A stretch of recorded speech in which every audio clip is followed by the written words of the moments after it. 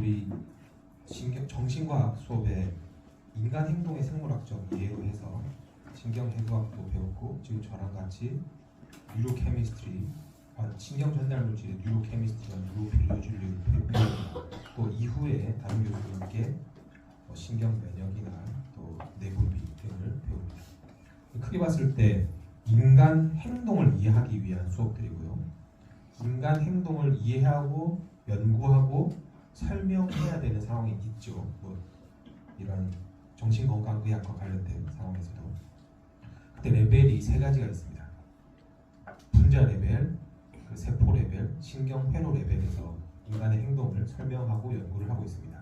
그래서 오늘도 저랑 같이 배울 뉴로트랜스미터가 분자 레벨에서, 그리고 세포 간에 어떻게 영향을 미치는지, 그리고 세포가 이루는 신경회로가 어떻게 신경 전달 물질과 관련이 있고 이것들이 인간 행동에 영향을 주는지를 배워보는 시간이 되겠습니다. 오늘 배울 신경 전달 물질은 아마도 이전 여러 수업들에서 배웠을 것으로 생각이 되어지고, 신경 전달 물질의 수는 여기 써놓은 대로 100가지 이상이 넘습니다. 그리고 어떤 기준에 따라서 신경 전달 물질을 포함하는 것도 안 한 것도 좀 컨트로버셜한 것도 있고, 또 어떤 실험 기법의 개발로 새로운 신경 전달 물질이 개발될 수도 있겠죠. 발견될 수도 있겠죠. 어쨌든 메이저한 신경 전달 물질을 한 20가지 정도로 정리한 표가 되겠습니다. 신경 전달 물질은 크게 세 가지 카테고리로 나누고요. 아미노산으로 만들어진 신경 전달 물질, 아민으로 만들어진 아민이 신경 전달 물질 역할을 하는 것들, 그리고 펩타이드의 신경 전달 물질이 있습니다. 아미노에시드의 대표되어 있는 신경 전달 물질은 가바, 글루타메이트, 글라이신이고요. 아민은 아세틸콜린, 도파민, 에피네프린, 히스타민, 노르에피네프린, 세로토닌이 있습니다.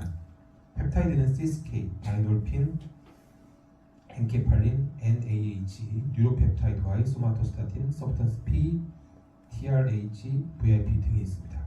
우리가 생화학 시간에 배웠던 내용 한번 복습을 해보면, 이 아미노산이라고 하는 것은 아민이 됩니다. 그리고 우리 상식적으로 잘 알고 있는 게 아미노에시드 여러 개가 중합이 되면 펩타이드가 되고, 그리고 프로틴이 되죠. 그런 생화학적 구조도 기억을 하시고, 그리고 가바는 아미노에시드이지만 앞서 말한 이 아미노산의 중합체가 펩타이드가 되는 아미노산은 아닙니다. 가바나 오르니틴이나 음료수로도 많이 먹는 타우린 등은 아미노산이지만 단백질은 되지 않는 비단백 아미노산, 이렇게 우리가 배웠었습니다. 오늘 수업 내용의 인덱스가 되겠습니다. 인트로덕션으로 신경 전달 물질이 분비되는 시냅스가 무엇인지, 신경 전달 물질이 결합되는 수용체에는 어떤 것들이 있는지, 신경 전달 물질이라고 앞서도 어떤 물질은 신경 전달 물질이 아니라고 분류가 되기도 한다고 했습니다. 그럼 그런 기준은 무엇인지를 배워보도록 하겠습니다. 그리고 아미노산의 종류에는 아까 말씀드린 대로 죄송합니다. 신경 전달 물질의 종류는 아미노에시드, 아민, 펩타이드, 그리고 그 외에 분류의 신경 전달 물질이 있습니다.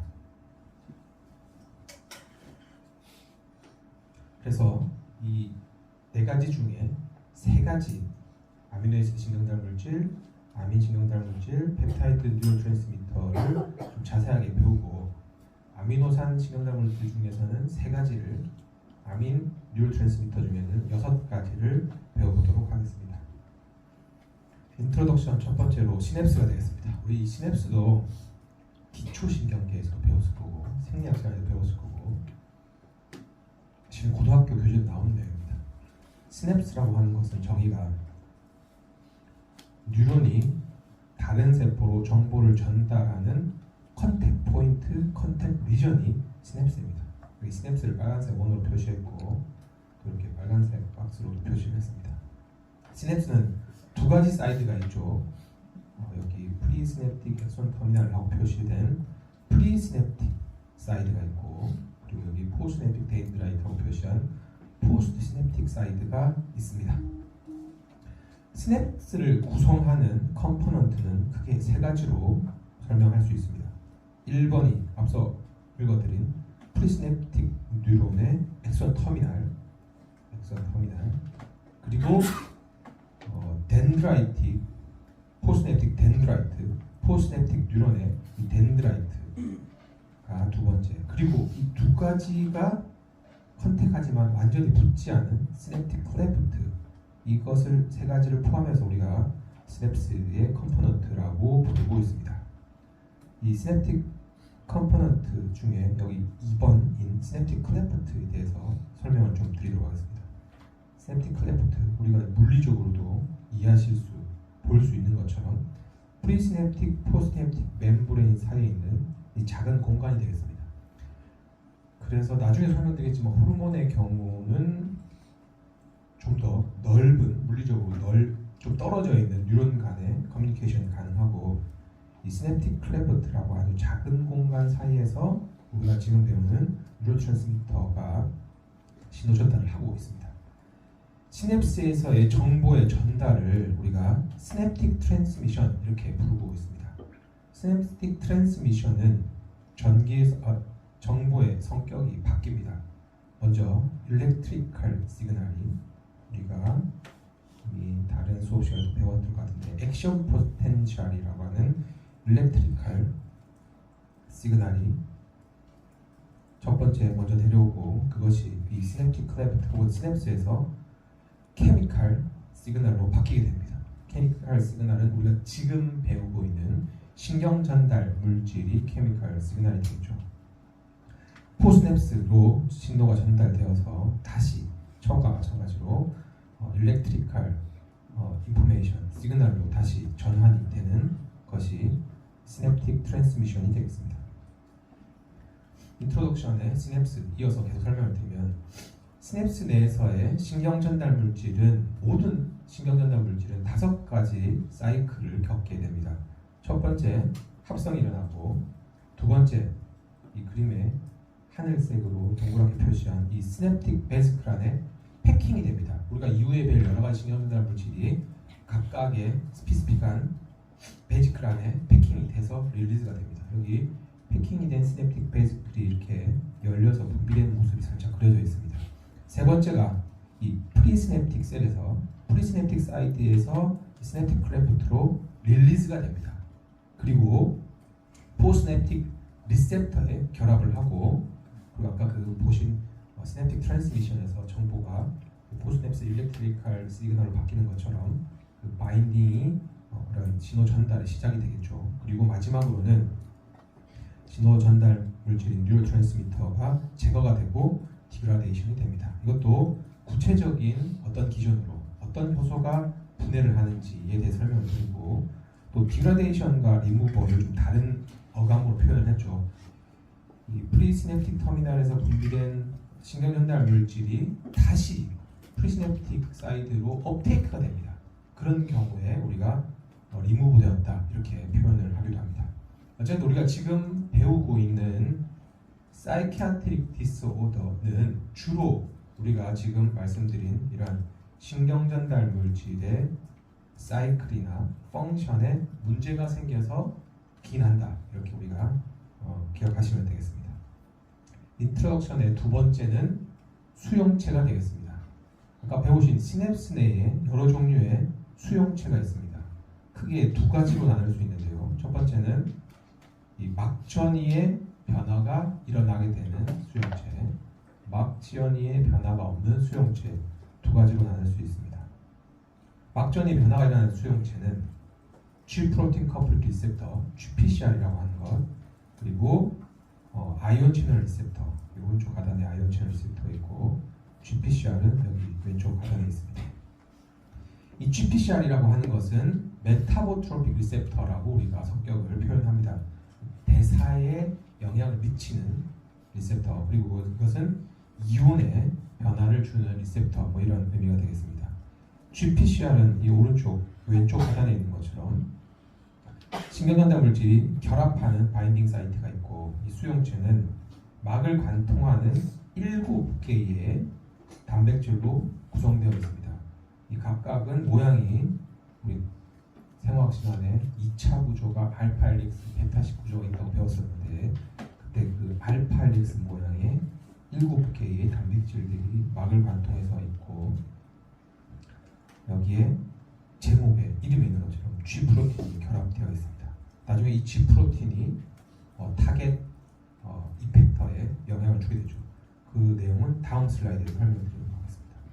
이 GPCR에 결합하는 신경 전달 물질은 무스카리닉 아세틸콜린. 아세틸콜린을 결합하는 수용체에 따라서 무스카리닉, 니코티닉으로 나눌 텐데 나중에 배울 텐데 어쨌든 무스카리닉 아세틸콜린, 아드레날린, 도파민, 세로토닌이 이 GPCR에 결합하다가 세로토닌은 여러 가지 또 타입이 있지만 5-HT3는 밑에 있는 이 아이온 채널 리셉터에 결합을 하더라. 이 아이오노트로픽 리셉터에 결합하는 신경전달 물질은 니코틴, 아세틸콜린, 5-HT3, NMDA 그리고 그림의 예시로 들어드린 가바가 되겠습니다. 여기까지가 막전이가 변화되는, 즉 라이간드가 결합하면 막전이가 변화되는 수용체였고요. 막전이가 변화되지 않는 수용체 타입이 타이로신 카이네즈 리셉터입니다. 이는 우리가 지금 배우고 있는 신경 전달 물질이 결합하는 수용체는 아닙니다. 우리 뇌 속에 여러 영양인자라고 하는 것이 있죠. 널브로스 팩터, NGF, 브레인 드라이브드 뉴트럴 팩터, BDNF라는 것들이 시냅스 부분에서 또 이렇게 수용체에 결합을 해서 우리 뇌에 여러 가지 영향을 미치죠. 그것이 예시가 이렇게 오른쪽에 있습니다. 아까 말씀드린 대로 GPCR이 좀 더 배우면 GPCR은 또 두 가지 형태로 타입을 나눌 수 있습니다. G프로틴 게이티드 아이온 채널이 있고요. G프로틴 메디에이티드 시그널 캐스케이드가 일어나는 타입이 있습니다. 뭐 이름에서 유추할 수 있는 것처럼 이 왼쪽에 있는 타입은 아이온 채널의 액티베이션을 유도할 수 있겠죠. 뒤에 우리가 예시가 있어서 설명을 드리면 뉴로트랜스미터가 리셉터에 결합을 하는 G 프로틴이 활성화되고 이것이 특정 아이온 채널의 활성을 조절할 수 있습니다. 그래서 채널의 퍼미어빌리티나 드라이빙 포스에 영향을 주는 경우 있고요. G 프로틴 메디에이티드 시그널 캐스케이드는 아이온 채널이 아니라 엔자임에 영향을 줍니다. 파란색으로 표시했는데 이 엔자임에 영향을 주면 이제 포스냅틱 셀의 멤브레인 포텐셜의 변화가 일어나고요. 그리고 진 익스프레션이나 셀 피지올로지의 롱텀 체인지를 유도하게 됩니다. GPCR은 두 가지 타입으로 나눌 수 있다 이렇게 배웠습니다. 인트로덕션의 세 번째가 되겠습니다. 신경 전달 물질의 크라이테리아는 무엇일까? 세 가지가 있습니다. 첫 번째, 그 물질이 신경 전달 물질이기 위해서는 반드시 프리시냅틱 뉴런에 존재해야 됩니다. 지금 녹색으로 표시했는데요. 프리시냅틱 터미널에 존재해야 된다. 두 번째 기준은 이 뉴로트랜스미터라고 할 수 있으려면 그 물질이 프리시냅틱 디폴라리제이션의 액션 포텐셜에 반응을 해서 릴리즈가 되어야 되고요. 그리고 그런 릴리즈가 칼슘 디펜던트 해야 된다. 이것이 두 번째 기준이 되겠습니다. 세 번째는 이 분비된 물질이 신경전달 물질인지를 이제 확인해야 될 그 물질은 스피시픽한 수용체가 포스냅틱 셀에 존재해야 된다. 이것이 세 번째 기준이 되겠습니다. 그래서 우리가 피지올로지도 그렇고 신경과학을 공부하면서도 뉴로트랜스미터를 지금 배우고 있는데 호르몬과 100% 같진 않죠. 구분을 하는 것을 할 줄 알아야 될 것 같습니다. 호르몬은 당연히 뉴로트랜스미터는 아니고 굳이 이 기준을 우리가 이해할 겸 보면 호르몬은 이번 기준에 적합하지 않습니다. 아까도 말씀드렸지만 신경전달 물질은 굉장히 좁은, 상대적으로 물리적으로 좁은 시냅틱 클레프트 안에서 분비되고 수용체 결합하고 리업데이트가 되고 호르몬이 우리가 아시는 것처럼 혈을 통해서 굉장히 멀리 떨어져 있는 곳까지도 우리가 영향을 주는 것을 호르몬의 특징으로 알고 있습니다. 근데 재밌는 것이, 헷갈리는 것이 우리가 지금 배우고 있는 신경전달 물질 중에 도파민, 에피네프린, 노르에피네프린, 세로토닌 등은 지금 배울 것처럼 신경전달 물질이면서도 호르몬으로도 분류를 하고 있습니다. 두 번째 단락은 우리 신경전달 물질의 타입이 무엇인지 설명해 드리도록 하겠습니다. 우리가 앞서 인덱스에도 말씀드린 내용인데요. 신경전달 물질은 크게 아미노산 신경전달 물질, 아민 신경전달 물질, 펩타이드 신경전달 물질, 그리고 기타 신경전달 물질이 있습니다.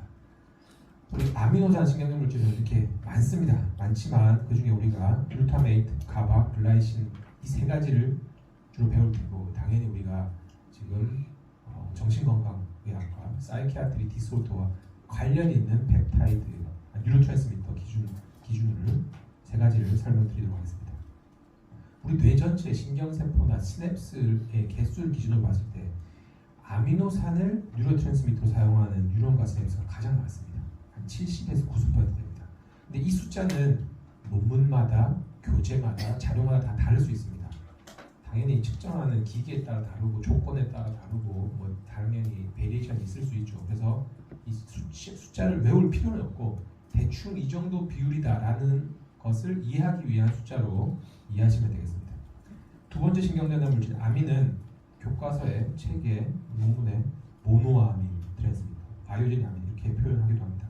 이 아민 뉴로트랜스미터는 역시 많지만 우리는 역시 이 사이키아트리 디스오더와 관련된 도파민, 노르에피네프린, 세로토닌, 멜라토닌, 히스타민, 아세틸콜린에 대해서 배워보도록 하겠습니다.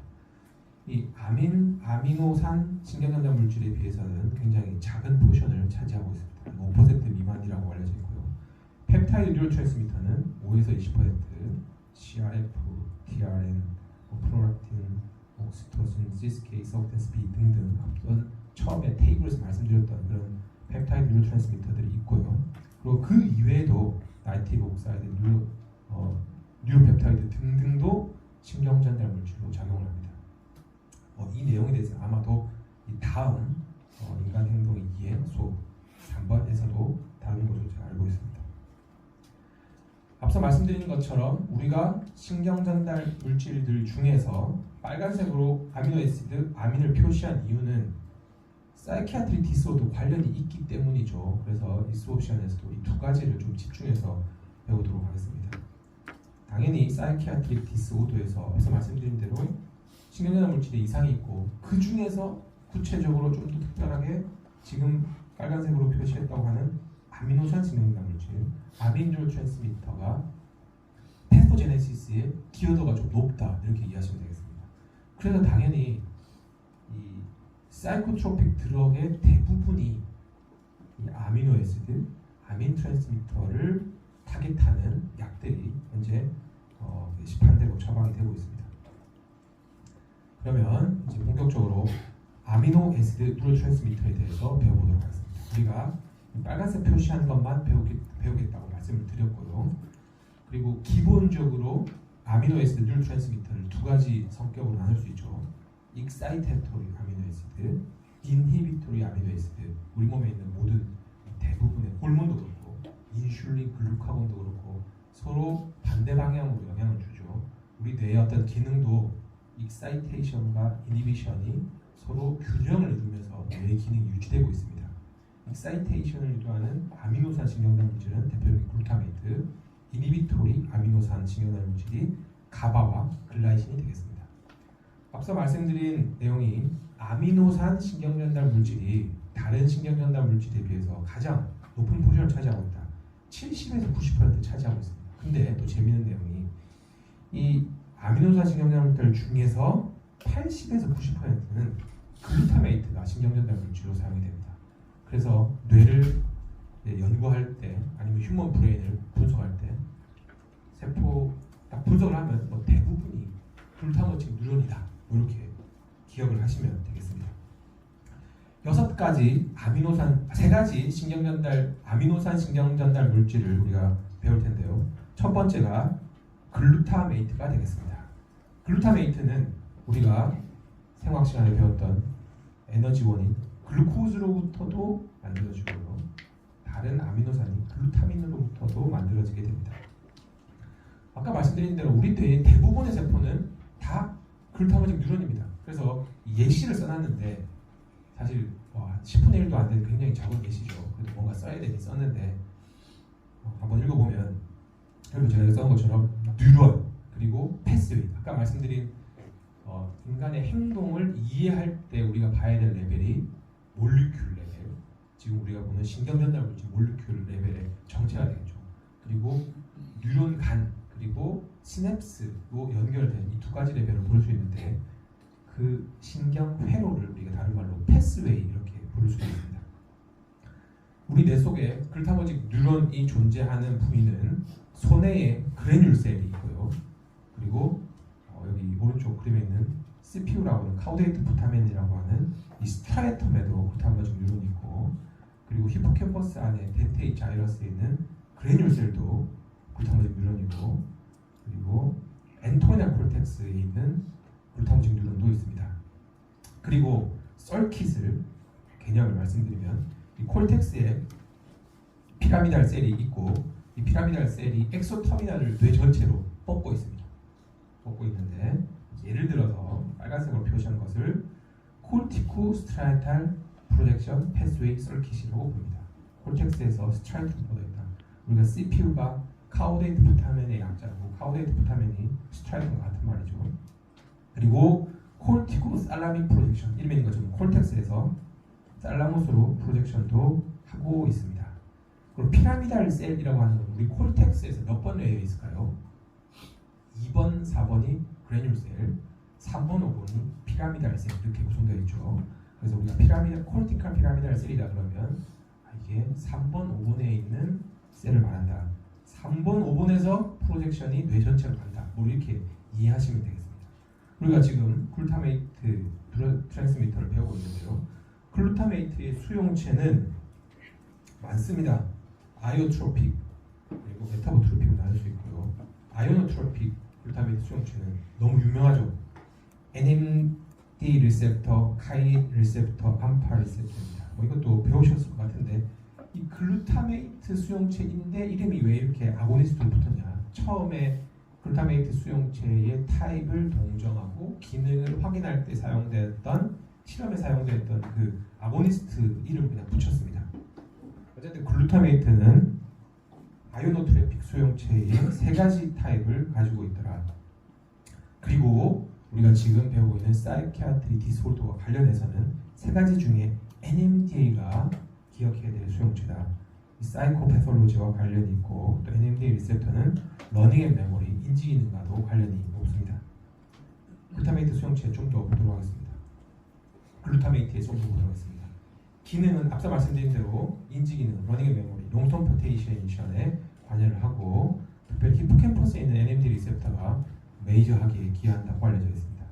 그리고 글루타메이트가 너무 많으면 세포가 죽습니다. 어려운 말로 글루타메이트 익사이터 톡시시티라고 하고요. 기전을 간단하게 정리를 했습니다.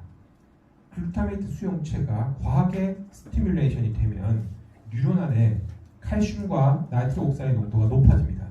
그러면 세포 안에 효소, 특별히 프로테이즈의 액티비티가 증가하고, 프로테이즈가 너무 많으면 불필요하게 정상적인 기능이 해야 될 여러 가지 구조물과 세포와 어떤 여러 가지 기능을 하는 것들에 분해를 시키면 당연히 세포가 죽게 되겠죠.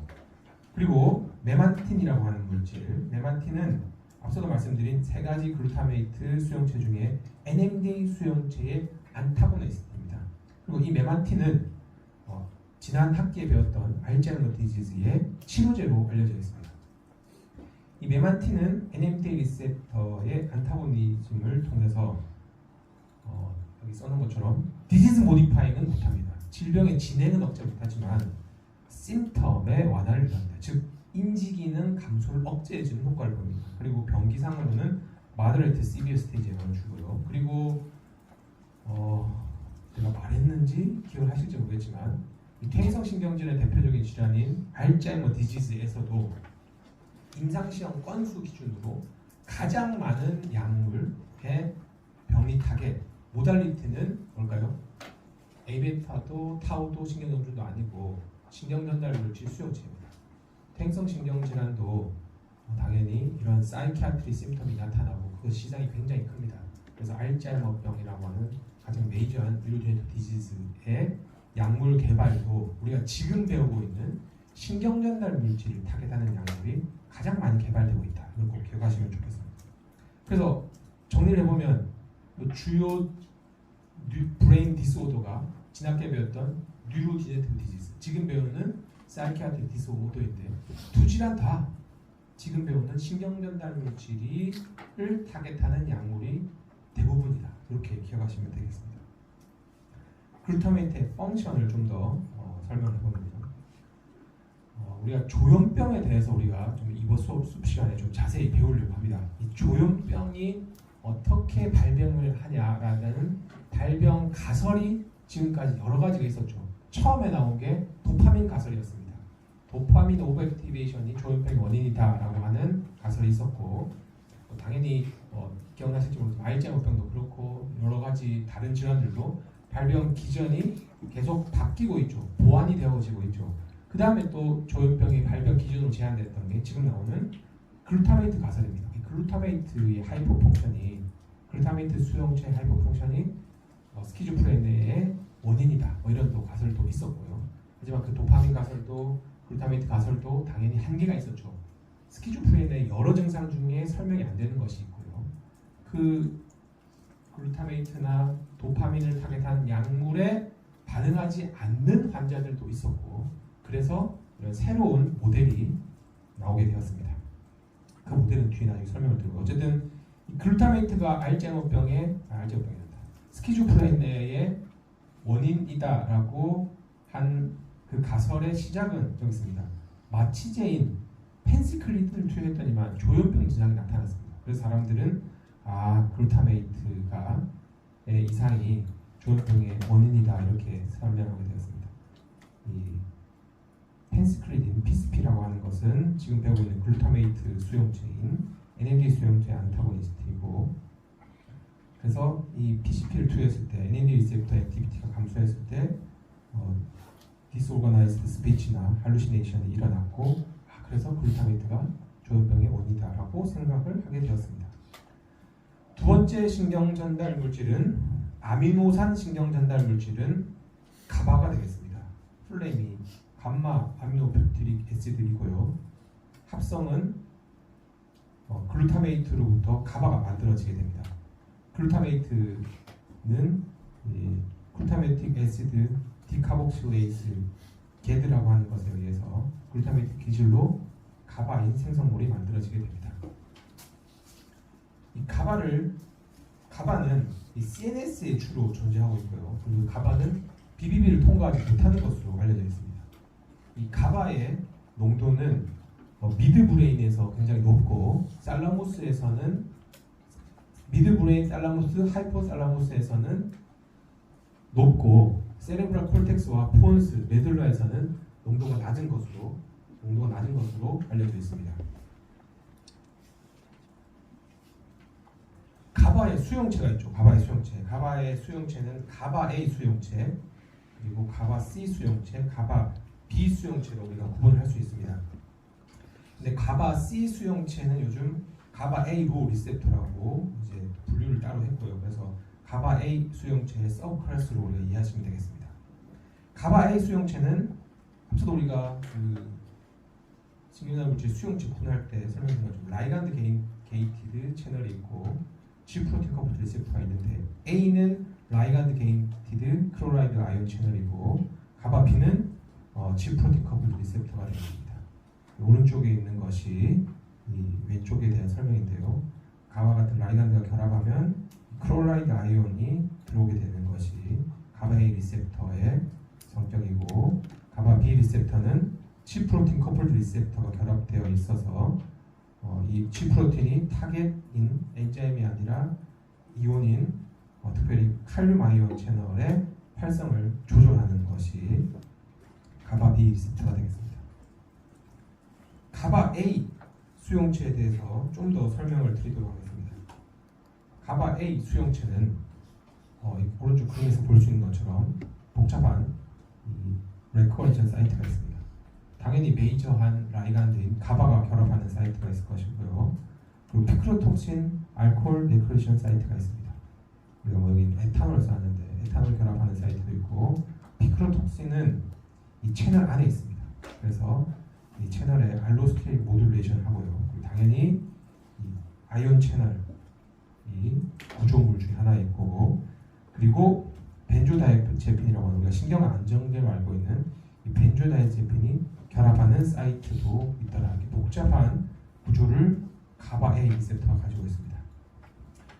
이제 수용체까지 받고 그 가바와 관련된 약물이나 사이키아트리 심텀이나 기능을 보도록 하겠습니다. 앞서 우리 벤조다이제핀 바인딩 사이트가 있다고 설명을 드렸고, 이 벤조다이제핀은 앞서 앞서 설명드린 대로 설명 안 드렸는데 알로스테릭 모듈레이터입니다.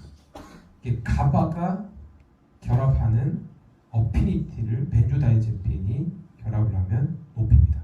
다시 벤조다이제핀이 이 바인딩 사이트에 결합을 하면 가바가 수용체에 결합하는 어피니티가 증가하게 됩니다. 그럼 결과적으로 뉴런의 하이퍼폴라리제이션과 이니비션이 일어나고 사이키아트리 심통 중에는 항불안, 항경련 효과 이런 치료가 나타나게 되는 거죠. 이 벤조다이제핀과 관련돼서 베타카볼린, 프로마제닐에 대해서 배워보도록 하겠습니다. 알파 카볼린은 벤조다이제핀의 리커그니션 사이트의 인버스 아고니스트입니다. 인버스 아고니스트는 아고니스트의 반대 반응을 유도하는 거죠. 벤조다이제핀 결합해야 될 사이트에 베타카볼린이 결합을 하면 반대로 벤조다이제핀이 유도했던 것과 반대의 앵자이티와 경련이 일어나게 됩니다. 프로마제닌은 이 벤조다이제핀 바인딩 사이트의 엔테고니스트입니다. 엔테고니스트 우리가 양리학 시간에 배운 것처럼 아고니스트와 우리 방금 이 베타카볼린 같은 임펄스 아고니스트가 결합하는 것과 경쟁을 하죠. 걔들이 결합하는 정도를 줄여주는 거죠. 찬스를. 그래서 이 안타고니스트는 이 벤조다이제핀도 당연히 부작용이 있겠죠. 벤조다이제핀 오버도즈에서 어떤 문제가 생겼으면 프로마제니를 치료제로 사용을 하고 있습니다. 세 번째 아미노산 신경전달 물질은 글라이신이 되겠습니다. 글라이신은 여기 써놓은 대로 두 가지 역할을 하고 있습니다. 이 파란색 하단에 있는 것이 이 글라이신의 글루타메이트 액티비티의 어떤 보조적인 역할을 하는 것이고요. 그리고 글라이신 자체의 이니비토리 이펙트를 또 가지고 있습니다. NMDA 수용체는 두 개의 글루타메이트와 한 개의 글라이신이 동시에 결합하여야지만 활성이 완성이 됩니다. 지금 같은 말이지만 글라이신이 바인딩을 함으로써 글루타메이트의 바인딩 어피니티가 높아지게 됩니다. 그래서 글루타메이트 액티비티의 보조 역할을 하고 글라이신 그 자체로 또 이니비토리 액티비티를 유도하게 됩니다. 이 글라이신이 스키조프레니아와 관련이 있습니다. 스키조프레니아는 NMDA 리셉터, 글루타메이트의 한 타입인 NMDA 리셉터의 하이퍼 펑션이 스키조프레니아의 병리입니다. 근데 글라이신을 투여하면 이 아까 이 오른쪽에 위에서 설명한 대로 글루타메이트의 결합력이 증가해서 NMDA 리셉터 액티비티가 임프루먼트 되면서 스키조프레니아의 증상이 치료되는 것으로 알려져 있습니다. 우리가 지금까지 아미노산 세 가지를 배웠습니다. 뭐죠? 글루타메이트, 가바, 글라이신 세 가지를 배웠습니다.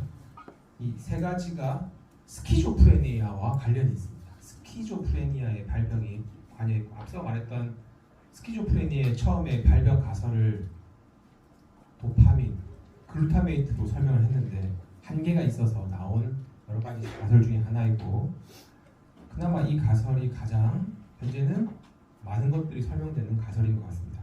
그리고 우리가 지금 이후에 배울 아민 트랜스미터, 뉴로 트랜스미터 중에 하나인 도파민도 이 가설에 포함이 되어 있습니다. 그래서 굳이 이름 붙이면 글루타메이트, 가바, 도파민, 회로 처음 말씀드린 회로로 즉 인간의 행동 그리고 그거에 문제가 된 것인 스키조프레니아라는 행동이 어떻게 나타나는지에 대한 설명이 되겠습니다. 좀 복잡할 수 있는데 같이 한번 이해해 봅시다. 스키조프레니아는 지금 배웠던 세 가지 아미노에시드 뉴로트랜스미터의 디스펑션으로 나타납니다. 글루타메이트, 가바, 글라이신의 문제를 하고 특별히 콜텍스에서 세레브랄 콜텍스에서 글루타메이트와 가바의 이니비션 서로 활성화시키고 이니비션 되는 이 관계에 문제가 생기는 거죠. 우리 그림으로 설명해 보면 뇌 속에는 가버너징 뉴런, 그 이니비토리 뉴런이 있고 피라미달 셀 혹은 피라미달 글루타머직 피라미달 셀, 글루타메이트를 분비해서 다른 신경세포의 활성을 유도하는 뉴런이 있죠. 이 두 가지가 서로 영향을 줍니다.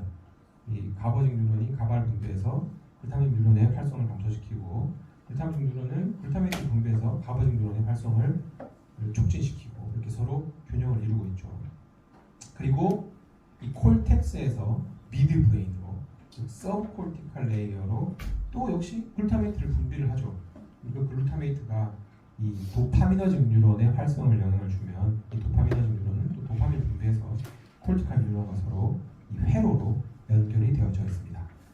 스키조프레니아라고 하는 것은 이렇게 가버너직 인터 뉴런의 민감도가 변화가 되고 그리고 코 아고니스트라고 하는 NMDA 수용체의 활성에 꼭 필요한 글라이신이 줄어들고 등을 통해서 결과적으로는 NMDA 리셉터의 하이퍼 펑션이 일어나게 됩니다.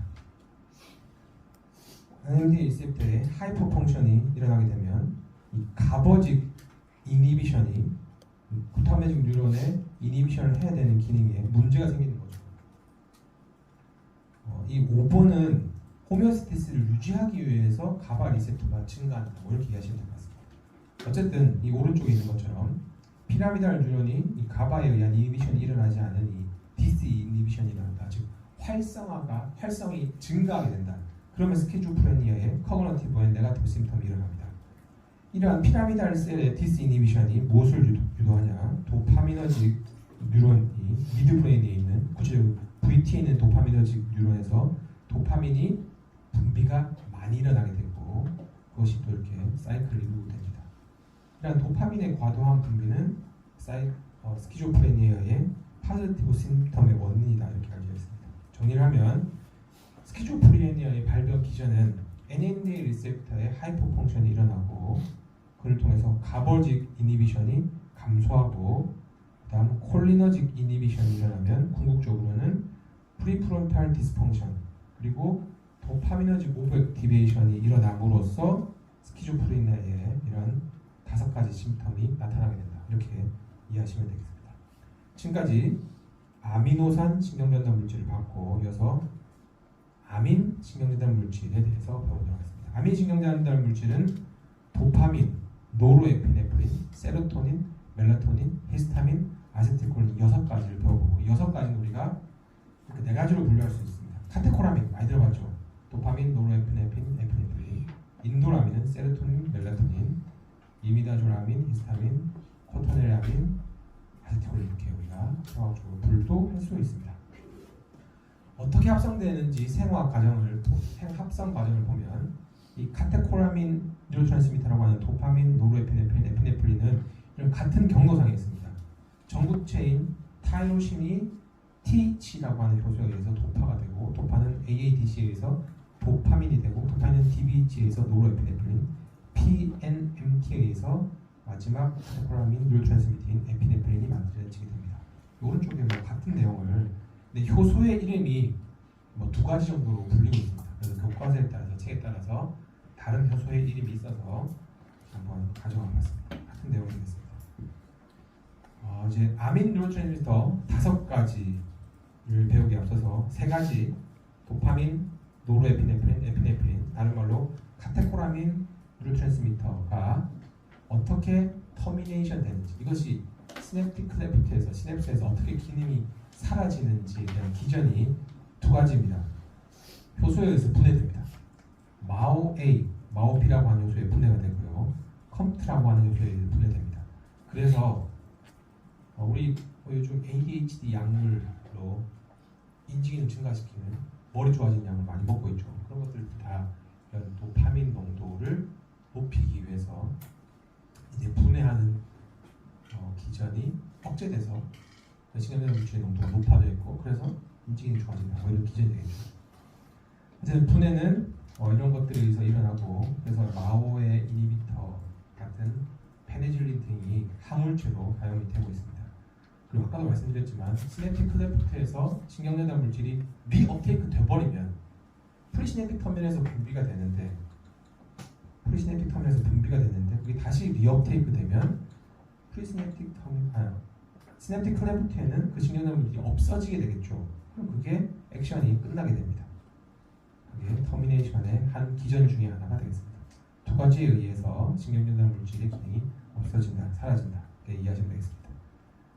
우리가 퀴즈를 풀면서 앞선 내용을 한번 정리해 보면 카테코라 카테코라민 세 가지 신경화 물질의 분해를 유도하는 효소가 아닌 것은 4번, 5번 아까 마오A, 마오비, 컴프트가 분해한다고 했죠. 나머지 두 가지가 카테코라민의 분해를 유도하는 효소가 아니었습니다.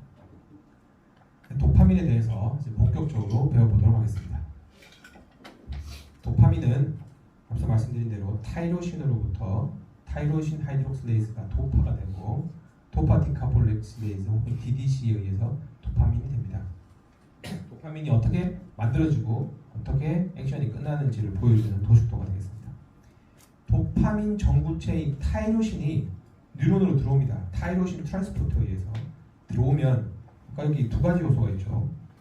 두 가지 요소가 이렇게 E 대문자 1호 효소라고 전하죠. 두 가지에 의해서 먼저 도파가 되고 도파민이 됩니다. 처음에 신경전달 물질은 베이시클에 의해 패킹이 되고 분비가 된다고 했죠. 도파민을 패킹하는 시냅틱 베이시클은 VMA2라고 합니다. VMA2. VMA2가 도파민을 패킹을 해서 시냅틱 터미널로 분비를 하게 됩니다. 그 다음에 터미네이션이 되겠습니다. 터미네이션은 어떻게 하고 되냐? 터미네이션은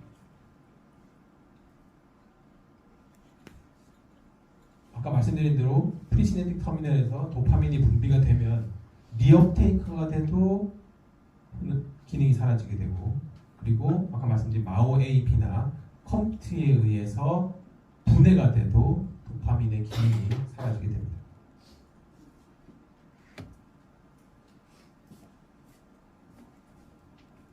도파민 수용체는 크게 두 가지가 있습니다.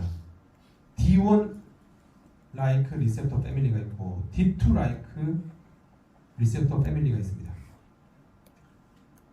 D1 like 리셉터는 D1, D5가 있고 D2 like 리셉터는 D2, D3, D4 리셉터가 있습니다. D15 리셉터의 발현이 뇌에서 높은 부위는 프론탈 콜텍스가 되겠습니다. 그리고 D2 like 리셉터 패밀리 중에 D2는 스트라이트의 발현이 가장 높고요. 그리고 뉴클리어스 아컴펀스에도 발현이 있습니다. D3는 뉴클리어스 아컴펀스에, D4는 프론탈 콜텍스에 발현이 없습니다. 이 이외의 부위에 발현이 아예 없는 건 아니고 가장 도미넌트하게 발현된 부위를 이렇게 우리가 이렇게 연구를 통해서 확인했고 우리가 기억했으면 좋겠습니다. 근데 이게 빨간색으로 표시했죠. 교재에서 빨간색으로 표시했는데 이 D2 리셉터 안타고니스트가 엔티사이코틱 드럭 조현병 치료제입니다. 그래서 이후에 이 D2 리셉터 안타고니스트가 여러 번 나옵니다. 꼭 기억을 하셨으면 좋겠습니다. 아까 말씀드린 대로 우리가 행동을 이해할 때 서킷 레벨에서 이해해야 된다고 했죠. 우리 뇌는 이 전선이 우리 건물로 들어오고 전선의 다발이 여러 가지 큰 건물이나 기계에 영향을 주는 것처럼 우리 뇌도 액션 터미널이 만드는 이런 신경 다발이 뇌의 행동에 가장 직접적인 영향을 주고 있습니다. 도파미너직 뉴런도 이런 신경회로를 이루고 있고요. 크게 도파미너직 뉴런이 만드는 서킷이 5가지가 있습니다. 그 중에 우리는 4가지를 배워보도록 하겠습니다. 빨간색 A라고 하는 것의 이름이 나이그로스트라이탈 트랙입니다. 서브스텐셜 나야그라에서 스트라이트로 뻗어있는 패스웨이고 이건 지난 학기에 퇴행성 신경질환에 남아 파킨슨 디지즈가 일어났을 때 손상되는 스피스펙에 손상되는 리전이 이 나이그로스트라이탈 패스웨이라고 배웠습니다. B의 경우는 메소림빅 트랙, 이름에서 알 수 있는 것처럼 미드브레인에서 이 림빅 시스템 중에 하나는 뉴클리어스 아컴변수로 뻗어 있습니다. C의 경우는 메소콜티칼, 역시 미드브레인 중에 VTA에서 콜텍스로 이노베이션을 하고 있더라. 콜텍스의 구체적인 이름은 이렇게 위에 써뒀습니다. 그리고 D의 경우는 추벨로 인펀디블달 트랙으로 하이퍼사라무스와 피추어테리 간의 연결을 해주는 서킷이 되겠습니다. 좀 더 다른 차원의 좀 더 입체적인 모양의 서킷을 이렇게 그려놨습니다. 이렇게 여기 경우에는 미드브레인의 서브센셜 나이아가라와 VT에서 뇌에 어떻게 많은 부위를 이렇게 이노베이션을 하고 있는지를 보여주는 그림이 되겠습니다. 앞서 4가지 트랙에 대해 설명을 드렸고 각각을 배우도록 하겠습니다. 나이그로스트라이탈 트랙, 아까 설명도 드렸고 이름에서 보실 수 있는 것처럼 유추해 볼 수 있는 것처럼 서브스텐셜 나이아가라 파스 컴팩타에서 콜푸스 스트라이텀 CPU라고 하는 곳으로 이노베이션을 하고 있는 트랙이 되겠습니다. 이 트랙은 기본적으로 우리 사람에서 무브먼트와 무드 컨트롤을 하는 서킷으로 알려져 있습니다. 앞서 말씀드린 대로 이 나이그로스트라탈 패스웨이가 파킨슨병에서 선택적으로 디제너레이션이 일어나고 그것이 파킨슨병의 증상을 나타낸다고 알려져 있습니다. 그리고 사이키아트리 디스오더와 관련해서는 앞서도 말씀드렸죠. D2 리셉터, 도파민 D2 리셉터 안타고니스트가 조현병 약물의 대표적인 약물인데 그 약물의 부작용이 추체면허 증후군 EPS라고 하는 것이 나타나게 됩니다. 향정신병 약물의 나이그로스트라탈 경로의 D2 수용체를 과도하게 차단하게 되면 EPS가 나타나게 됩니다. EPS는 근육이 뻣뻣해지고 움직임이 느려지는 그런 증상이 되겠습니다. 두 번째, 도파민을 분비하는 신경 회로가 메조림빅 트랙이 되겠습니다. 미드브레인 중에 VTA, 벤트럴 태그멘탈 에이리어에서 림빅 시스템의 일부인 뉴클레어스 아쿰번스로 이노베이션 하고 있는 회로가 되겠습니다. 이 회로는 브레인 리워드나 어펙션과 관련이 있고요. 사이키아트리 심통과 관련돼서는 이 회로가 오버액티베이션 되면 스키조프레니아의 여러 증상 중에 파저티브 심텀이 나타난다. 이렇게 알려져 있습니다. 세 번째 회로는 메소콜티칼 트랙이 되겠습니다. 미드브레인에 역시 앞선 회로와 마찬가지로 VTA에서 이번에는 콜텍스로 이노베이션 하고 있는 회로이고요. 이 메소콜티칼 패스웨이가 이번에는 언더 액티베이션 되게 되면 스키조프레니아의 네가티브, 커그니티브, 어펙티브 심텀이 나타난다라고 알려져 있습니다. 앞서 설명 안 했는데 이 나이그로스트라탈 패스웨이 수용체가 활성화되는 것은 부작용이라고 했죠. 그럼 이 D2 리셉터 안타고니스트는 희망하기를 이 메조림빅 트랙의 회로에서 분비되는 도파민이 타겟하는 곳에 안타고니즘이 일어나기를 희망하고 이렇게 우리가 처리를 했는데 트리트먼트를 했는데 말씀드린 EPS라고 하는 부작용이 나타나게 되었습니다. 네 번째는 투벨로 인펀디뷸럴 트랙이 되겠습니다. 아까 그림에 설명드린 것처럼 피추어테리, 하이포살라무스와 피추어테리를 연결하는 회로가 되겠습니다. 좀 더 구체적으로는 하이포살라무스의 아큐에이트 뉴클레어스 그리고 벤트리클 주변에 있는 셀들이 이 인펀디뷸럼과 엔티피추어테리로 이노베이션하고 있는 회로가 될 것이고요. 우리 뇌 속에서 이 도파민은 엔테리어 피추어테리에서 프로락틴이 분비되는 것을 억제를 하는 것이 도파민의 기능입니다. 이 회로의 하나의 역할이 되겠습니다. 하지만 이 항정신병 약물을 처리했을 때는 이러한 도파민의 프로락틴 분비 억제하는 기능이 디스이니비션 되면서 고프로락틴 혈증이 나타난다, 부작용이 나타난다고 알려져 있습니다. 도파미너직 패스웨이 중 우리가 네 가지를 배웠죠. 엔티사이코틱 에이전트에 의한 EPS와 가장 관련이 있는 것은 나이그로스트라탈 트랙이라고 우리가 배웠습니다.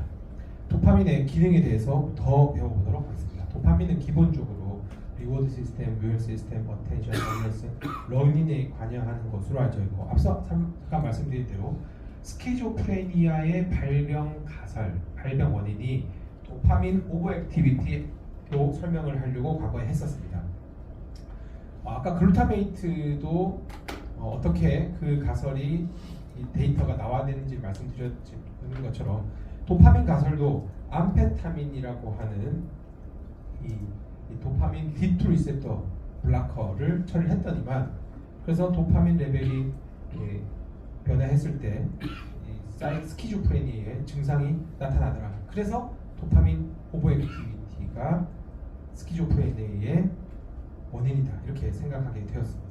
그래서 말씀드린 대로 여러 가지 스키조프레니아의 심텀 5가지 중에 설명이 안 되는 심텀이 있고 그리고 D2 블라커에 반응하지 않는 환자도 있어서 이제 새로운 가설이 모델이 제시되게 되어졌고 그리고 사람마다도 다르겠죠. 우리가 프리시전 메디슨 개념에 어떤 사람은 이 도파민 레벨에 문제가 있는 사람이 좀 더 증상에 컨트리뷰션 많이 하는 사람도 있을 것이고 이 글루타메이트의 하이퍼 펑션이 스키조프레니아에 좀 더 기여를 많이 하는 사람도 있을 것입니다. 그래서 그런 차이 때문에라도 그런 것들을 다 설명할 수 있는 그런 모델들이 계속 제시가 되어지고 있죠. 도파민은 무드 디스오더 그리고 물질 의존이라고 하는 그런 심텀도 관여하게 되고, 특별히 물질 의존과 관련돼서는 이 벤트럴 태그멘탈 에리어에서 뉴클리어스 악쿠펀스로 가는 메조림빅 시스템이 이 물질 의존과 관련된 회로다 이렇게 알려져 있습니다. 두 번째 아민 뉴로트랜스미터가 노르에피네프린이 있습니다. 노르에피네프린은 똑같이 도파민과 같은 카테코라민이기 때문에 처음에 만들어지는 경로는 똑같습니다. 근데 추가되는 게 도파민이, 앞서 봤던 도파민이 DBH에서 노르에피네프린이 됩니다. 그래서 앞선 그림과 똑같고 효소, TH, 그리고 DDC, 그리고 새로 추가된 게 DBH다. DBH가 노르에피네프린을 만드는데 VMA2에 의해서 패킹이 돼서 또 프리시냅틱 프레프로 분비가 됩니다. 우리 아까 도파민도 똑같은 베스클을 사용을 했습니다. VMA2는 에피네프린, 도파민 모두의 베스클이다 이렇게 이해하시면 되겠습니다. 똑같이 도파민처럼 이 노르에피네프린 액션이 끝나는 기전은 리업테이크 된다. 노르에피네프린 트랜스포터에 의해서 리업테이크 되거나 아니면 시냅틱 클레프트에서 컴프트나 마오에 의해서 분해가 되면 액션이 끝나게 됩니다. 그리고 리업테이크 된 것도 프리시냅틱 터미널에서 효소에 의해서 분해가 되기도 합니다. 노르에피네프린도 역시 이 로코셀러스라고 하는 뉴클레어스에서 뇌 전체로 서킷을 뻗고 있죠. 폰스에 있는 로코셀러스에서 여기 미디얼 포브레인 번들을 통해서 세레브랄 콜텍스, 림빅 시스템, 탈라무스, 하이포탈라무스로 이네베이션을 하고 있고, 특히 벤트럴 패스웨이는 레터럴 하이포탈라무스로 가서 어펙션에 영향을 준다. 도잘 패스웨이 중에 콜텍스로 가는 이 경로가 어텐션이나 각성에 영향을 준다. 이렇게 사이키아트리 심텀과 관련이 있는 것이 알려져 있습니다. 노르에피네프린도 수용체를 가지고 있죠. 노르에피네프린 수용체는 알파, 베타가 나누고, 알파는 알파1, 알파2, 알파2를 A, B, C로, 베타는 베타 1, 2, 3로 나누고 있습니다. 위에서부터 하나씩 보도록 하겠습니다. 노르아데너직 리셉터의 알파1은 포스트 시냅틱에 위치하고 있고, 이 알파1을 이니비션을 하면 진정, 기립성 결합이 나타난다. 알파2에 관련해서는 알파2는 주로 잘못했습니다. 알파1은 포스트 냅스에, 알파2는 프리시냅스에 위치를 하고 있습니다. 근데 뭐 모든 수용체가 한쪽에만 있는 건 아니죠. 여기 자세히 보면 분명히 알파2가 이렇게 포스트에도 있습니다. 알파2가 포스트에 있습니다. 일부 발현이 되어 있지만 메이저한 발현이 프리시냅틱 터미널에 있다. 뭐 이렇게 이해하시면 되겠습니다. 어쨌든 이 터미널에 있는 알파2를 스티뮬레이션을 하면, 정확하게는 이 오토 리셉터에서 나죠. 노라드레날린의 분비가 네거티브 이니비션으로 줄어들게 된다라는 결과가 나타나게 되고, 이 엑소 터미널이면 셀바디면 한 이쯤 있겠죠. 이 셀바디에서 알파2의 스티뮬레이션은 파이어링 레이스를 이니비션한다 이렇게 알려져 있습니다. 남아있는 베타 1, 2, 3에 대해서 다음에 보고, 먼저 알파2에 대해서 좀 더 보도록 하겠습니다. 알파2 노르아데너직 수용체는 알파1에 비해서 아고니스트의 센서티비티가 높습니다. 이 노르아데너직 수용체 알파2에 결합하는 아고니스트 중에 우리가 기억할 것이 클로니딘이 있습니다. 클로니딘은 여기 써놓은 것처럼 아편 금당 증상 완화에 사용되는 물질이 되겠습니다. 클로니딘은 앞서 우리가 배웠던, 그래서 봤던 프리시냅틱 알파2 수용체의 아고니스트라고 알려져 있고요. 그리고 이 노라네직 뉴런의 뉴클리어스인 LC에 있는 노라네직 뉴런을 이 클로니딘이 억제를 하면 이 파이어링이 이니비션이 되고, 그래서 진정 효과가 나타납니다. LC가 아니라 브레인 스템에 있는 알파2 리셉터가 클로니딘에 의해서 활성화가 되면 심패테틱 너브 시스템 액티비티는 감소하고 파라심패테틱 너브 액티비티는 증가한다. 그래서 이 아편 금단 증상과 관련된 심패테틱 하이퍼 액티비티가 억제됨으로써 클로니딘이, 즉 알파2 아고니스트가 금단 증상, 아편 금단 증상을 치료할 수 있다라고 그런 이 약의 기전이 알려져 있습니다. 그래서 사이코틱 에이전트 관련 있는 신경전달 물질을 이렇게 연결을 해봤는데요. 잘못 쓴 것은 프루마제닐. 프루마제닐은 가바의 리셉터에 알로스트린 모듈레이틴 벤조다이아제핀의 이 리커버리 사이트에 결합을 하는 안타고니스트입니다. 그래서 글라이신이 아니다. 이렇게 이해하시면 되겠습니다. 노라제nergic 리셉터 우리 지금 알파 1, 2 봤고요. 이제 남아있는 베타 1, 2, 3를 보도록 하겠습니다. 베타 1, 2, 3는 주로 포스트 시냅스, 베타 1, 2, 3는 포스트 시냅스에 위치하고 있고, 그리고 로코셀로에스에서 오는 이퍼런트 요전 시간에 배웠죠. A퍼런트, E퍼런트 배웠는데 LC, 폰수에 있는 LC의 액션 터미널이 여기로 와서 노르아드레날린을 분비한다. 그렇게 이해하시면 되겠습니다. 베타1은 뉴론의 발현이 풍부하고요. 베타2는 글라이얼셀에, 베타3는 아디포스 티슈의 발현이 높습니다. 베타1의 발현이 줄어들게 되면 항우울 효과가, 그리고 베타3는 재밌게도 이 아고니스트가 바디의 팻을 줄였습니다. 그래서 과거에 이 항정식도염 약물로 비만 치료제를 많이 썼죠. 근데 부작용도 너무 많고 지금은 GLP-1, 위고비 등이 나오면서 이런 약물들은 거의 이제 시장에서 사라지게 되었습니다. 지금 우리가 계속 배우고 있는 노르에피네프린은 로코셀룰로스의 셀바디가 주로 위치하고 있죠. 노라드레nergic 뉴런의 셀바디가 대부분이 위치하고 있고 이런 역할을 하고 있고, 그래서 인지기능, 무드, 이모션, 무브먼트, 블러드 플래셔들에 대한 CNS 컨트롤에 관여하는 리전으로 알려져 있습니다. 노르에피네프린의 기능을 정리해보면 각성, 피어 리스폰스, 스트레스 리스폰스에 관여를 하고, 우리 사이키아트리 디스오더 관련돼서는 무드 디스오더에 노르에피네프린이 중요한 기능을 합니다. 무드 디스오더에 카테코라민 가설이라고 하는 게 있습니다. 디프레시브 에피소드는 우리가 지금 배우고 있는 노르에피네프린의 농도가 줄어들 때 나타난다. 조증 에피소드는 노르에피네프린 농도가 증가할 때 나타난다. 이렇게 우리가 생각을 하고 있고요. 그래서 TCA 그리고 마오 이니비터 등으로 노르에피네프린 농도를 증가시키면 항우울 효과가 나타난다. 이렇게 우리가 약을 개발하고 처방을 하고 있습니다. 하지만 아까도 잠깐 말씀드렸는데 어떤 사람은 세로토닌에 의한 무드 디스오더, 우울증이 나타날 수 있고, 어떤 사람은 또 다른 우리가 지금 배우는 노르에피네프린 등에 의해서 심통이 나타날 수 있겠죠. 그래서 환자마다 다른 효능이 나타날 수 있다. 반응률이 다를 수 있다. 이렇게 기억하시면 되겠습니다.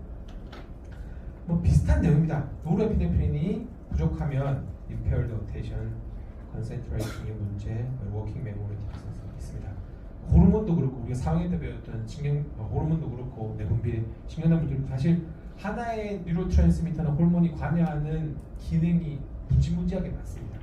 그리고 그런 기능이 실은 좀 기여가 적다고 나올 수도 있고, 시간이 지나서 다른 행동에 영향을 줄 수 있다고 나올 수 있습니다. 그래서 그런 수준으로 이걸 이해를 하시면 좋겠습니다. 이런 것들이 바뀔 수도 있다. 하나가 굉장히 많은 것들에 영향을 미친다. 이렇게 이해하시면 되겠습니다. 노르에피네프린이 디프레션, 어텐션 디피시트 디스오더, 스키즈프레니아, 알츠하이머 등에도 관여하는 것으로 알려져 있습니다. 이제 세로토닌과 멜라토닌으로 넘어가도록 하겠습니다. 이 트리토판으로부터 5-HTP가 만들어지고 이제 세로토닌이 만들어지게 됩니다. 그리고 대사 중간부를 거쳐서 멜라토닌이 만들어지게 됩니다. 세로토닌과 멜라토닌을 합성 경로는 같이 보시면 되겠습니다. 세 번째 아미노 트랜스미터에는 세로토닌이 만들어지고 액션이 끝나는 과정이 되겠습니다. 세로토닌은 트리토판 하이드록실레이즈에 의해서 5-HT가 만들어지고 AADC에 의해서 세로토닌이 만들어지게 됩니다. 세로토닌도 이 트리토판이라고 전구체가 프리시네틱 터미널로 들어오죠. 이를 내게 해주는 트랜스포터가 있고, 들어오면 두 가지 요소, 이륙에서 나죠. 두 가지 요소에 의해서 중간 대상을 거쳐서 최종적으로 세로토닌이 만들어지고, 역시 베지클에 의해서 릴리즈가 됩니다. 역시 이것도 작용이 끝나는 것은 리업테이크, 그리고 아마 분해되는 기전도 있겠지만 여기 교과서에는 그려놓지 않았습니다. 세로토너직 뉴런도 서킷을 이루고 있죠. 이 아까 노르아드레날린, 노르에피네프리너직 뉴런은 LC인 것처럼 세로토너직 뉴런의 뉴클레우스는 라펜 뉴클라이가 되겠습니다. 라페니콜라에서 베이절 갱글리아로 림빅 시스템으로 패스웨이를 뻗고 있고, 림빅 시스템은 어그레션에 관여를 한다. 세레브랄 콜텍스로의 이노베이션은 램슬립을 조절하더라. 스파이널 코드로 이노베이션 하는 것은 센서리 페인의 트랜스미션을 조절한다. 이렇게 알려져 있습니다. 세로토닌도 역시 수용체가 있죠. 너무 많아요. H581, H2, H3, 4, 5, 6, 7 있고 1은 A, 1A, 1B, 1D, 1E, 1F 이렇게 많습니다. H5H1부터 보겠습니다. 이 5H1은 anxiety, depression, aggression, alcoholism 등의 영향을 주고 5HT1의 안타고니스트인 부스피론이 anti-anxiety 드러그로 사용이 되고 있고 5H2는 appetite, sleep, hallucination 등의 영향을 주고 atypical antipsychotics의 영향을 틱스로 사용이 된다. 무슨 말이냐면 5H2의 안타고니스트가 이 도파민 D2 리셉터 안타고니스트가 유도한다고 말씀드렸던 EPS를 감소시킵니다. 다시 세로토닌 수용체 중에 하나인 5H2의 안타고니스트가 도파민 D2 리셉터 안타고니스트인 티피컬 엔티사이토코스의 부작용인 EPS를 감소시킵니다. 그래서 이 부작용을 치료하기 위해서 엔티사이코틱스와 함께 세로토닌 수용체 5H2의 안타고니스트를 함께 컨비네이션 테라피를 하고 있습니다. 세로토닌 기능, 앞서 말씀드린 그 각각 타입과 마찬가지로 슬립, 에피타이트, 페인, 템포 컨트롤 많이 하고 있습니다. 그리고 사이키아트리 심통과 관련해서는 세로토닌 농도가 떨어지고 세로토닌의 대사체의 농도가 떨어지면 어그레션, 충동성, 자살 충동이 증가하게 됩니다. 그리고 유명한 LSD는 방금 배운 5H2의 A타입의 아고니스트이고 이것이 환각을 일으킨다. 그리고 세로토닌은 무드 디스오더 관련이 있고 유명한 것이 이제 SSRI죠. 항울제의 퍼스트 라인이 이 SSRI로 만들어졌습니다. 지금 배우는 세로토닌의 리업테이크를 억제시키는 약물로 첫 번째 라인의 항울제들이 개발이 되었습니다. 세로토닌은 스키조프레니아, 엔자이티 디스오더 등등에 관여하는 신경전달 물질로 알려져 있습니다. 신경전달 물질 중 아민 트랜스미터 세 번째인 세로토닌 디피션스 되었을 때 여러 가지 사이키아트리 심텀이 나타난다라고 알려져 있습니다. 네 번째 아민 뉴로트랜스미터는 멜라토닌이 되겠습니다. 멜라토닌은 여기 써놓은 것처럼 기능이 빛주기에 의해 조절되는 엔도크린 이벤트에 관여하고 하이포살라믹, 피추어터리, 고나드 엑시스에 과도 관련이 있는 기능으로 알려져 있고 면역 기능에도 관련이 있고 무드에도 그리고 리프로덕티브 퍼포먼스에도 관여합니다. 제가 설명하다 놓친 게 있는데 이 스키조프레니아의 발병 기전을 우리가 설명을 드렸는데 당연히 아까도 말씀드렸지만 계속 이런 발병 가설은 보충이 되고 바뀌기도 하죠. 한 좀 오래된 내용인데 한 10여 년 전부터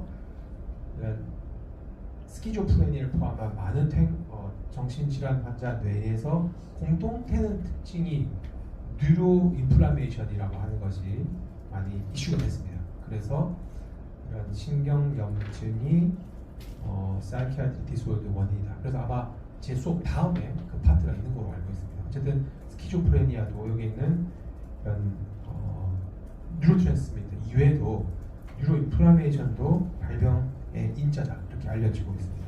그래서 멜라토닌이 아까 말씀드린 대로 이뮤 펑션에도 영향을 주고 이런 것들이 이 사이키아트리 디지즈에 영향을 줄 수 있는 한 패소제닉 팩터다. 그런 걸 말씀드리려고 말씀드렸습니다. 그 멜라토닌은 우리가 시차적으로 많이 먹죠. 우리가 서케디안 리듬도 아마 이 사이키아트리 심텀에 중요한데요. 우리가 모든 행동과 우리 몸에 있는 피지올로지가 24시간 이 서케디안 리듬으로 돌아가고 있는데 이런 멜라토닌이 서케디안 리듬을 다시 정상으로 돌려줌으로써 우리가 시차 적응할 때도 멜라토닌을 건기식으로도 약품으로도 먹고 있습니다. 다음 다섯 번째 아민 뉴로트랜스미터가 히스타민이 되겠습니다. 히스타민은 하이포탈라무스에서 세레브랄 콜텍스 리비 시스템 달러 소스로 이노베이션을 하고 있고요. 히스타민 수용체는 H1, H2, H3 세 가지가 있고 히스타민은 뇌에서는 신경전달 물질이지만 말초에서는 염증 매개 물질이죠. 그래서 우리가 여기 써놓은 것처럼 알러지약이 H1 블라커로 우리가 알러지약 먹고 있죠.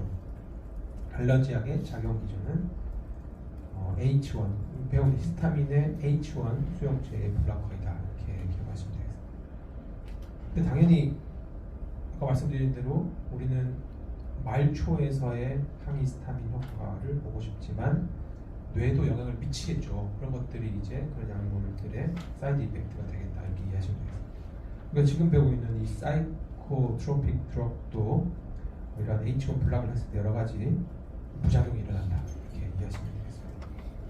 마지막 아민 뉴로트랜스미터는 아세틸콜린이 되겠습니다. 아세틸콜린이 어떻게 만들어지냐? 우리 요 위에는 우리가 여러분은 2학년 때 배웠던 생화학 시간에 글루코즈가 해당 가중으로 피루베이트가 만들어지죠. 그럼 피루베이트가 미토콘드리아에서 피루분해산에서 하나로 아세틸코이가 만들어집니다. 이 아세틸코이는 콜린과 콜린 아세틸 트랜스포레에 의해서 중합이 돼서 아세틸콜린이 만들어지게 됩니다. 그럼 아세틸콜린은 역시 아세틸콜린 트랜스포터에 의해서 베스클에 의해서 시냅틱 클레프트로 릴리즈가 되고 이 아세틸콜린은 아세틸콜린 에스터레이즈에 의해서 아세테이트와 콜린으로 분해가 되고 콜린은 다시 리업테이트가 되기도 합니다. 우리나라의 뇌 영양제, 뇌 보조제 이렇게 해서 논란이 많이 있는 콜린 알포세레이트라고 하는 약이 있는데 매출이 어마어마합니다.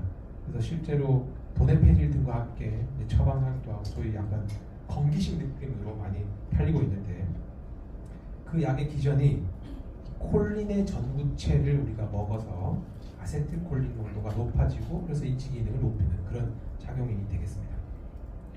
말씀드린 대로 이 아세틸콜린의 분해체인 콜린이 리업테이크 되더라 하는 설명이 밑에 있고요. 콜리너직 트랙도 당연히 있겠죠. 이 아세틸콜린의 뉴클레오스는 많습니다. 미디얼 세프탄 뉴클레오스, 다이아고널 밴드, 뉴클레오스, 바실리스, 메이너르트 그리고 스템 뉴클레이도 있고 하지만 메이너르트 뉴클레오스가 대표적이고 세레브럴 콜텍스, 림빅 시스템으로 이노베이션 하고 있고 알츠하이머병이나 다운 신드롬에서도 손상이 되어져 있고 그래서 메모리 앤 러닝에 관여한다, 무드 앤 슬립에도 관여하는 트랙이다 이렇게 알려져 있습니다. 아세틸콜린도 당연히 수용체가 있을 것이고요. 콜리너직 리셉터는 처음에 우리가 말씀드린 대로 무스카리닉 아세틸콜린이 결합하는 리셉터가 있고 니코티닉 아세틸콜린이 결합하는 수용체가 있습니다. 무스카리닉 수용체는 GPCR이고 니코티닉 리셉터는 라이간드 게이티드 아이온 채널이라고 아까 말씀을 드렸고 무스카리닉 리셉터는 타입이 5가지 M1, M2, M3, M4, M5 그리고 무스카리닉 리셉터의 안타고니스트는 이렇게 에트로핀, 스코포라민 우리 옛날에 여러분 기억하는 키미테라고 하는 거 멀미약으로 쓰는 게 이 패치로 스코포라민을 귀 뒤에 붙여서 이렇게 멀미를 억제하는 그런 약이 있었습니다. 그리고 엔티콜리너직 드럭이 무스카린 리셉터의 안타고니스트가 되겠습니다. 니코티닉 리셉터는 알파, 베타, 가마, 델타 타입이 있습니다. 아세틸콜린의 기능은 각성, 메모리, 러닝, 램, 슬립 등 걸려있고 앞서 이 엔티콜리너직 드럭 봤던 이 엔티콜리너직 드럭은 이 도파민 디투리스터의 안타고니스트인 이 엔티사이코틱스가 EPS를 유도한다고 했는데 그것의 치료제로도 사용됩니다. 우리가 EPS 치료제로도 우리가 봤던 게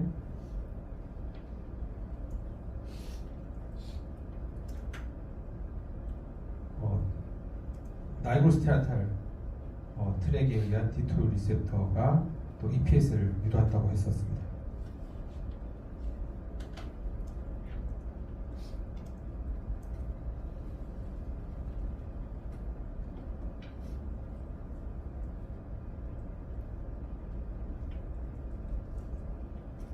그래서 이 도파민 D2 리셉터 안타고니스트에 의한 EPS 치료를 안티콜리너직 드럭도 이렇게 억제를 할 수 있다 그리고 콜리너직, 안티콜리너직 드럭에 의해서 부작용들이 생기는데 시야가 흐려지고 입이 마르고 변비 등이 나타나기도 하고 좀 더 시비어해지면 콜리너직 크라이시스라고 하는데 혼돈과 선망이 나타나기도 합니다. 그리고 이 아세틸콜린 에스터레이즈의 이니비터로 알츠하이머병 치료제로 사용이 되기도 하죠. 역시 앞서 말씀드린 NMDA 리셉터 안타고니스트나 아세틸콜린을 높이는 약이 알츠하이머병 치료제 중에는 가장 큰 시장에서 개발되는 약이 되겠습니다. EPS 치료제가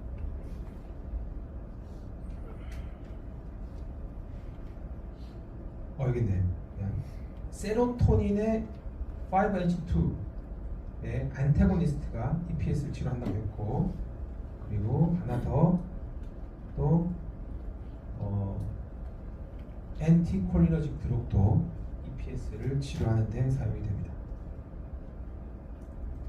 아세틸콜린의 기능, 니코틴 라이크 컴파운드, 아세틸콜린의 아고니스트인 니코틴이 인지 기능 향상되로 많이 연구가 되어졌습니다. 실은 막 이게 시판이 되고 하진 않지만 학문적으로도 한번 보면 니코틴 라이크 컴파운드가 아세틸콜린 리셉터에 활성화를 시킴으로써 인지기능 향상시키고 그리고 칼슘의 인플럭스를 증가시킴으로써 다양한 신경전달 물질이 릴리즈가 되고 히포캠퍼스의 시냅틱 커넥션의 스트렝스를 증가시킴으로써 롱텀 메모리를 유도한다. 이런 연구들이 있습니다. 그리고 우리가 쭉 말씀드린 도파민, 노라드레너직, 세로토닌, 히스타민, 콜리너직의 어떤 수용체가 어떤 약물들에 의해서 어떤 치료 효과나 어떤 심пт을 나타내는지를 정리한 표이고요. 표시한 것은 우리가 언급한 거고 나머지는 언급하지 않은 내용이 되겠습니다. 이렇게 한번 참고만 하시면 되겠습니다. 시험 문제 냈던 것들로 한번 우리 배운 내용 복습을 해보면 사이코트로픽 에이전트 관련이 있는 영향을 주는 신경전달 물질을 페어링을 했는데 페네질린은 카테코로의 분해 요소인 마오의 이니비터이다. 아세틸콜린이 아니다. 이렇게 정답이 되겠습니다. 마지막 펩타이드 뉴로트랜스미터가 되겠습니다. 펩타이드 뉴로트랜스미터가 어떤 브레인 리전에서 분비가 되는 것들이 있는지, 그리고 어떻게 합성이 되고 대사되는지, 그리고 어떤 수용체에 관여하는지, 그리고 엔도지너스 오피오이드라고 하는 것들이 엔돌핀, 엔케팔린, 다이노르핀 등이 있다. 수용체가 어떤 것들이 있다. 기능이 무엇이다. 그리고 펩타이드 뉴로트랜스미터 중에 CRF가 있다. 그리고 그 펩타이드 뉴로트랜스미터와 관련된 것들이 어떤 것이 있고 어떤 피지올로지를 하는지를 정리하는 내용이 되겠습니다. 다시 말씀드리지만 아미노에시드 뉴로트랜스미터가 사이키아트리 디소더와 관련이 있어서 쭉 그 내용을 설명을 했고, 이 내용들은 또 이후에 배울 여러 가지 수업들에서도 아마 중복되게 설명이 될 것 같아서 생략을 했습니다. 여기까지 수업하겠습니다. 수고하셨습니다.